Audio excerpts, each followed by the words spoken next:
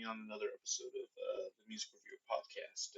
My name's Josh, and today I'm going to be doing my third episode on the new Hazel English album called Wake Up.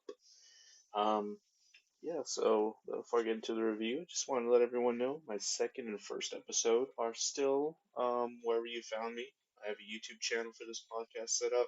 Also, I'm being distributed to major podcast platforms like Spotify, Apple Podcasts. The first two reviews were over the Strokes' new album and the Fiona Apple album that dropped not too long ago. If you want to check that out, go ahead and do that. And I'll just get right into our review today. The name of the artist today that we're talking about is going to be Hazel English. Hazel English is an Australian American singer songwriter musician.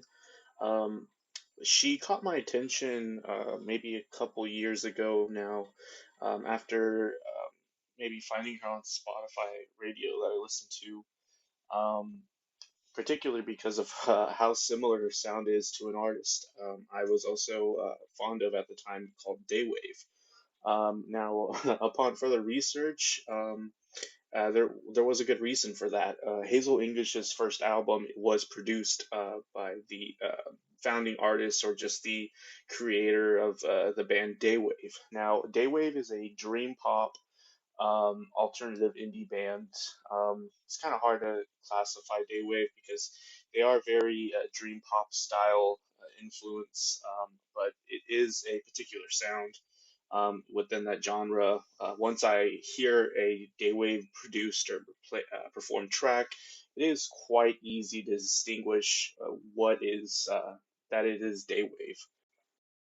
Now, not to make this episode solely about Daywave, what I particularly find distinguishable in the music of Daywave is the mainly probably the production. It always features very simple guitar tones and guitar parts over punchy bass lines and very similar drum tracks.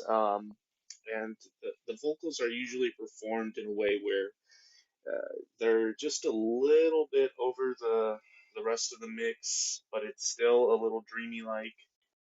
Even with all those dreamlike qualities in the production, I feel like another way to distinguish it to other contemporaries in the genre, such as maybe Dive or Always, is that the parts always seem to be very crystal clear.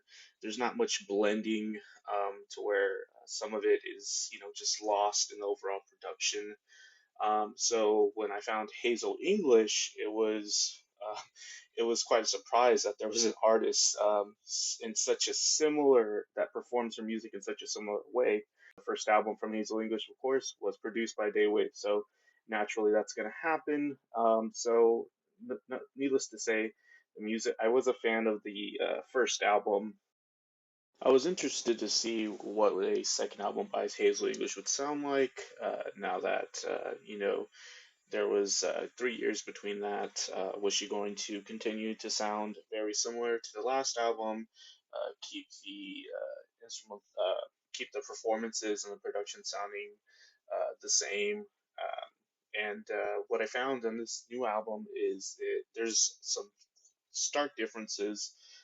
Hazel English's style has matured, I would say, to more of a indie pop, psych type of style that blends a lot of elements from maybe 60s pop and psych on this new album, Wake Up. Um, and Upon first listen, it wasn't really sitting well with me. I guess I was expecting to hear more of what was on the first album, that that daywave style performances and sounds.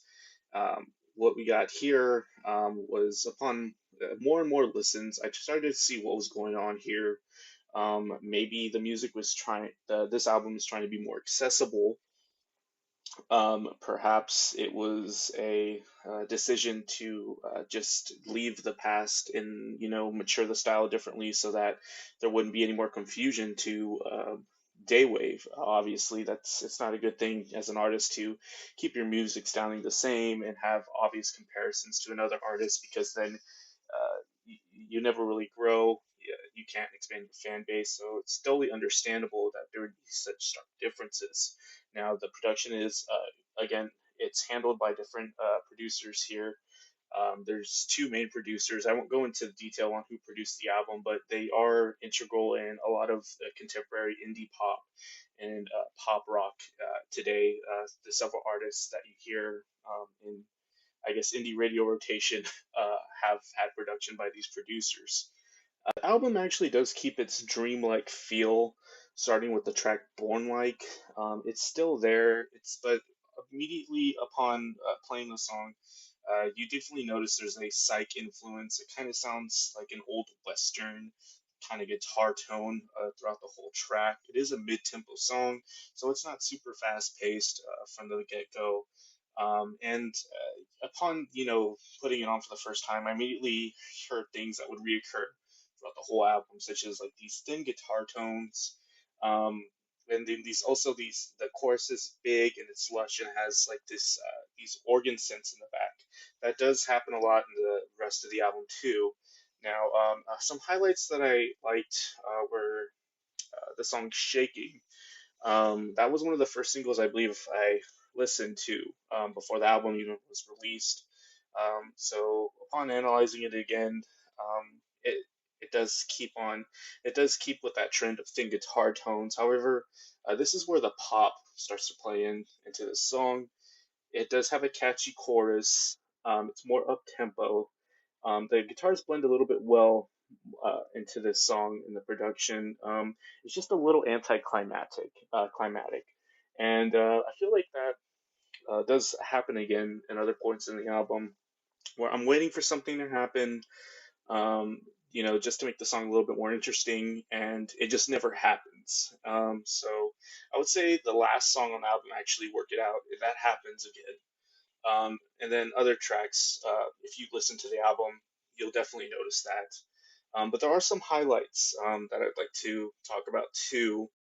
Songs like Off My Mind keep that catchiness pop style, and it sounds like it's aiming to be a little bit more accessible as well, but it's a little bit more successful compared to other songs like maybe Wake Up or Shaking. There's some nice harmonies thrown in, some light keyboard. It's just a nice song that I liked on the album. The next track actually it feels like a highlight. It's probably one of my favorites called Combat. It features like a light drum pattern. It's a little bit slower, but the chorus is just so pretty. It also features almost country-like um, aesthetic to it. It has like maybe some twang to it on the guitars. Also in her singing style that also features falsetto, which does reoccur in the album as well. It's quite mellow, but I did enjoy this song. The next song after that, Fine and Dime, it does sound like it's trying to go for more of that pop sound as well. There's a snap beat right at the beginning. Um, the drums sound a little bit thin as well. There's a nice pre-chorus on it, but I think it's probably one of the lows on the album, to be honest. Um, Another highlight would be Like a Drug. There's some lush synth organs over the track. There's like a nice hook at the beginning. It's started with piano, and it does feature some more production that it does sound a little bit clicky in the drums, a little bit thin, but it does succeed in being a little bit more of, in my opinion, a success at that pop style. Um, Overall, the album does finish off a little weak at the end. Like I mentioned, Work It Out was the last song. Right before that track, there's a song called Milk and Honey. It does bring more of that psych into it. I felt like I was listening to a temple song at the beginning. It still keeps like very thin guitar parts. There's some nice bass embellishments, and it does the verses are very hooky as well. So overall, I did like this album. Like I said, there was just a little bit too much highs and lows. I believe I'd give it like a 7 out of 10. Definitely, if you're looking for something more in that indie pop, rock, dream pop style of music, definitely check this album out. You might end up liking it a lot. You might not like it though. It is a little bit pandering to accessibility, but I feel like that's just normal. I feel like, however, this is a good album for Hazel English. She's one of those artists that I feel probably could get buried in the vast amount of music there is today. But hopefully, this album will be good for her and probably branching out, gaining better, more listeners, and not getting lost in that dream pop genre. There's countless artists, and it is a more mature album than the first one. It just has a little bit highs and lows, so. Um, that's pretty much all I have to say about it. If you like this episode, thanks for stopping by. Like I said, my name's Josh. I'm a music reviewer. Um, please watch my other episodes if you liked the podcast, and just keep in tune. We'll be reviewing some more music soon. Bye.